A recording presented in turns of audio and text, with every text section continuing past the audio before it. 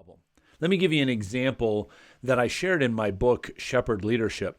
I talk about a friend of mine, a youth pastor, that came in to me one day and said, "Hey, do you prefer to be called the lead pastor or the senior pastor?"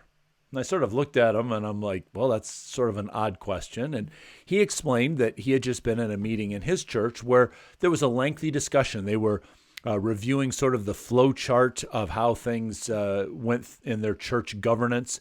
And there was kind of a little bit of a debate of, do we call our head pastor, he's the senior pastor, is he the lead pastor? He said, so what do you think? And I said, well, what does it say in the Bible? And he says, well, it doesn't, that title isn't there. And I said, you're right. So it's a non-biblical thing. I said, but if you want to go a little bit farther, the word pastor technically isn't in the Bible either. That's an English word that we put in there.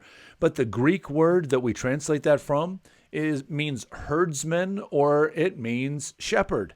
And so that's the idea of, somebody looking out for a group of people. And so we've now given them the title pastor.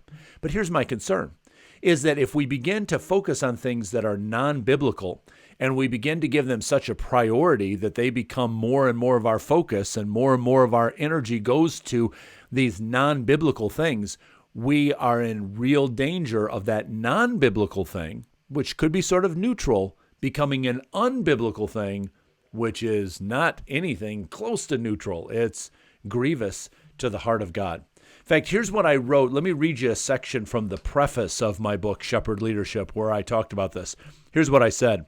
My larger concern is that churches, parachurch organizations, and nonprofit ministries that are largely founded to fulfill a biblical mandate are straying from the simple, freeing truths found in the Bible.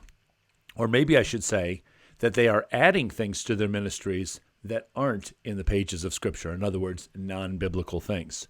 Whichever way you want to say it, the result is the same. We're using the wrong metrics to define success for our ministries. And so what happens is that we begin to focus on things that God says that's not where your focus is supposed to be.